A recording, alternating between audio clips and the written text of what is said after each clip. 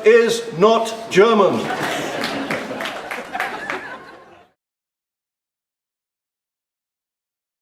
Hello, I'm Nick Cowley and I live here in Nuthurst. I'm here at the Nuthurst Community Allotments to talk to the members about sauerkraut, both how to make it and to give a practical demonstration. What I'd like to do is to start off this session with a tasting of a basic sauerkraut. Passing around this jar of basic sauerkraut. Really, there are no rules about eating sauerkraut. It's entirely up to you how you eat it. To make the basic white sauerkraut, we start with the cabbage and we cut it in half. For some reason, it's something that I never can get quite right. It doesn't ever cut cleanly down the middle. Anyway, we hack away at it and we sever it into two parts. There we go. What we're aiming to do is to take this bit out. So I have to do a bit of remedial work to that end of the cabbage. As you can see, there's no finesse involved in this side of the process. One thing about sauerkraut is that it's remarkably forgiving. So cut out this hard core.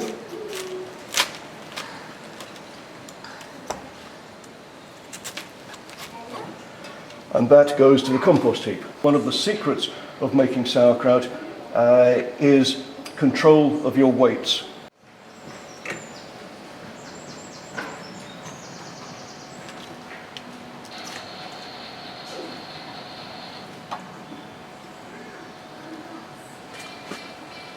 (1,720 grams of white cabbage. So make a note of that.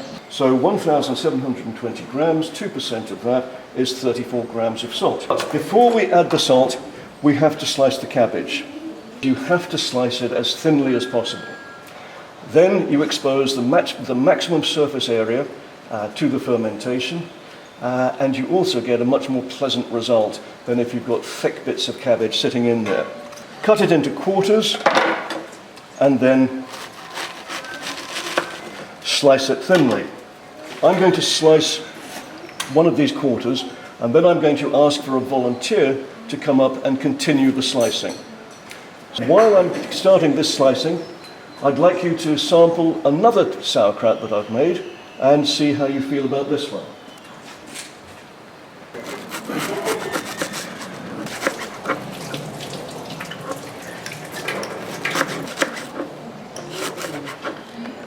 Now I'm using this, which is called a baking box that I got from Wilco's a few years ago.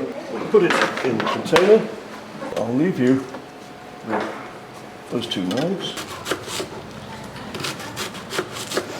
Once the cabbage is in the box, we'll add the salt, and then we start to massage the cabbage. You've actually got some rubber gloves then? Oh, you want some rubber gloves? So, on this cabbage, we had a total of 1.7 kilos of cabbage, so 2% of that is 34 grams. If you're adding something like apple or onion or whatever, then it's 2% of the total weight. But 2% is an easy figure to remember, and it has worked for me every time. Rock salt comes from the salt mine in Cheshire, so the food miles are relatively small. It's cheaper than Malden sea salt, and it just works fine. 33. So, we'll just take this around and show to everyone how much salt we're putting in.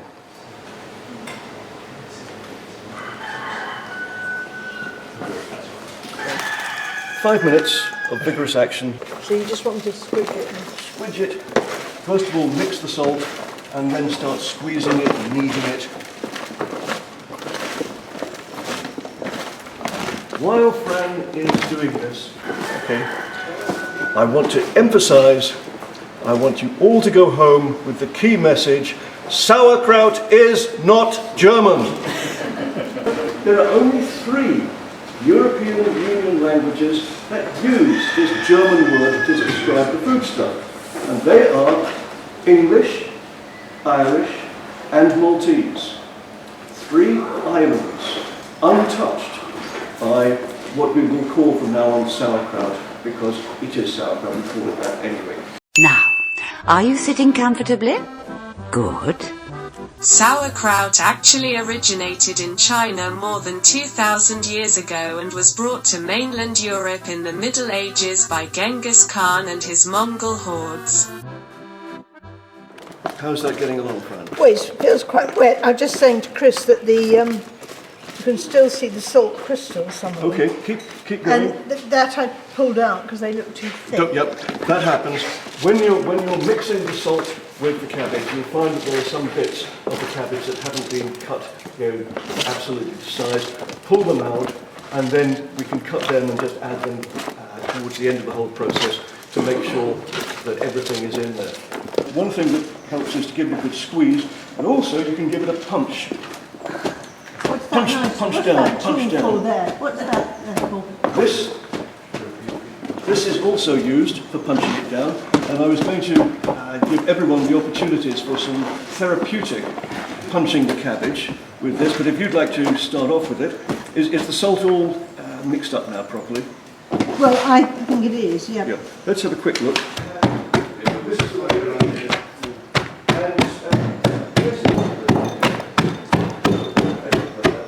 Once they've finished beating the hell out of the cabbage, we'll put it in here and we'll press it down. For pressing in the jar, I use this old rolling pin. It must be 60 years old, the handles fell off it, but it works perfectly adequate for pushing things down. What we're doing by pummeling the cabbage is creating the brine, creating the environment in which the microbes that are going to do the fermentation can do their work. When the CO2, when the carbon dioxide is produced by the fermentation, that will tend to push the cabbage up above the level of the liquid, so it just needs to be pushed down. But daily pressing is the way to do it.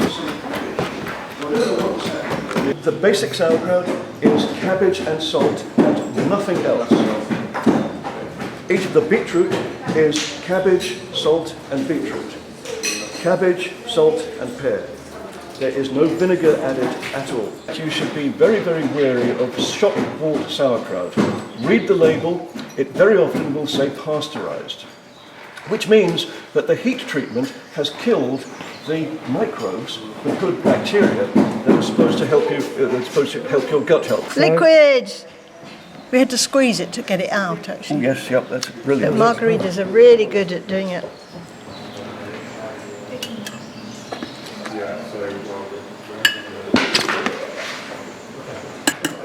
The smell of the salted cabbage is something that you will become familiar with, and it will become a friendly smell as you get on with this. If you press your cabbage every day, you're connecting with it. Whereas if you put it in a cupboard and leave it, you're not connected at all.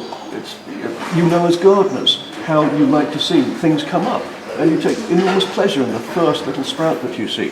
The same with fermenting these. Now, 18 to 22 degrees is the temperature. I find that you can, to measure the temperature, that temperature obviously is the temperature inside the jar in the cabbage.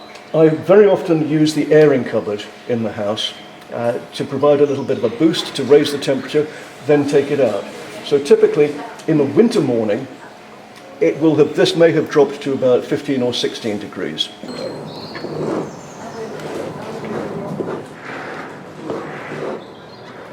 And you will see that we've got plenty of brine in there. The sauerkraut is now ready for keeping at the appropriate temperature for a period of 3 or 4 weeks. And what this jar is looking for is a home. It's looking for a volunteer who will take the sauerkraut and look after it and then bring it back in 3, 4, 5 weeks' time.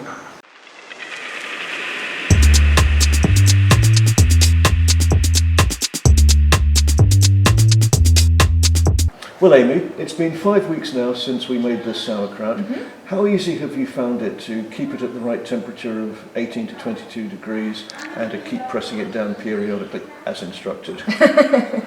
Well, I mean, I think it was around about 18 to 22. I've got an Aga in my kitchen, so that keeps it quite nice and warm at a sort of average temperature. So I just popped it on the side, and it did need a lot of pummeling down. Every day it would bubble up. And so I'd get the rolling pin out and squash it all the way down to make sure that it had the nice layer of liquid on the top. So yeah, other than that, repeated over the last few weeks.